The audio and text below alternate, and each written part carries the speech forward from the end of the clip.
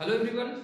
सो अभी हम लोग देखने वाले हैं इलस्ट्रेशन वर्क एनर्जी थ्योरम के ऊपर। ओके, अभी हमने पढ़ा कि वर्क एनर्जी थ्योरम क्या है।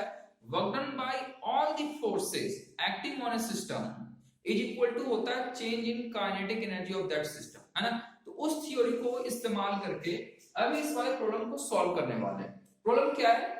A particle of mass m moves with velocity v is equal to a under root of x where a is a constant. Find the total work done by the forces during a displacement from x equal to 0 to x equal to d. तो जिस block के ऊपर, जिस body के ऊपर लग रहा होगा फोर्स, उस बॉडी के ऊपर कितना टोटल वर्क डन हुआ है वो हमें निकालना है। ध्यान से देखो, आपके पास दे क्या रखा है? वेलोसिटी दे रखा है और क्या दे रखा है? मास दे रखा है। अब मुझे किसी तरीके से रिलेट करना है वर्क और इस वेलोसिटी से, किसी तरीके से मुझे रिलेट करना है।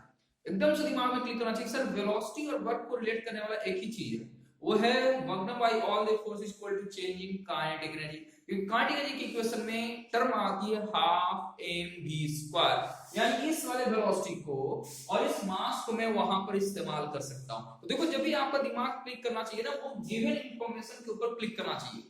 हमें वेलोसिटी दे रखा है, मास दे रखा है और वर्क डन निकालना है। तो इन तीनों चीजों को रिलेट करने वाला एक ही थ्योरी, वो है वर्क एनर्जी थ्योरम। समझ में आ गया? सो मैं अभी उस थ्योरी से इस वाले प्रॉब्लम को सॉल्व करने वाला हूं। सो देखो क्या सॉल्यूशन होगा इसका।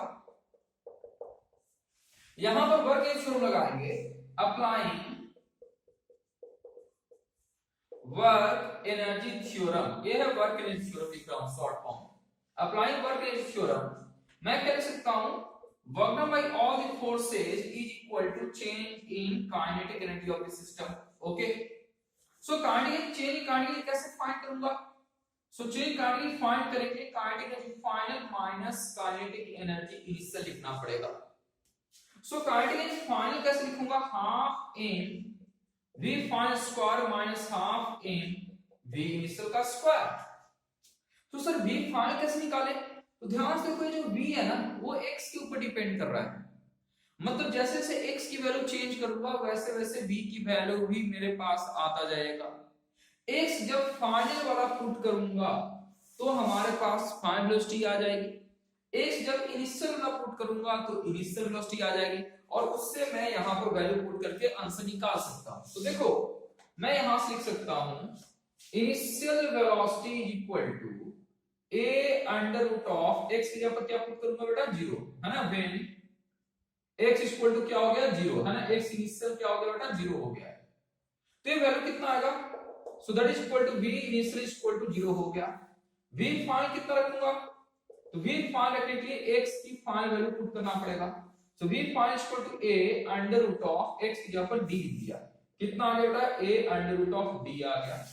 Hence total work done, total work done अगर निकालना हो या ऑल वर्क डन निकालना बाय ऑल द फोर्सेस, मैं कैसे निकाल सकता हूं? वर्क डन टोटल या work done by all the forces is equal to change in kinetic energy. So half m v final value कितना है? a under root of d का whole square minus half m v initial का square. v initial कितना बेटा? 0 का square. तो जब इसे सॉल्व करोगे तो आएगा half m a square into d. This is total work done by all the forces. Okay, इस क्वेश्चन को सॉल्व करने का एक दूसरा मेथड भी है और वो दूसरा मेथड क्या है वो मैं हिंट दे देता हूं। यहां पर आप उससे सॉल्व करने की कोशिश करना।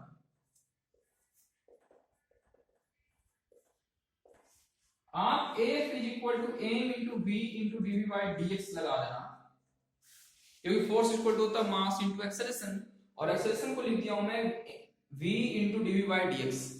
इससे आपकी फोर्स की इक्वेशन आ जाएगी और फिर जब वर्क डन निकालना होगा तो f इनटू dx जो लास्ट वाले लेसन में बता रखा है उसको इंटीग्रेट करना इनिशियल से फाइनल तक, तो उससे भी आपको वर्क डन निकल जाएगा। बट ये आप घर पर ट्राई करना। ओके, सो आई थिंक आपको वर्क इन थ्योरम कैसे इस्तेमाल करना है वो समझ में आ गया होगा।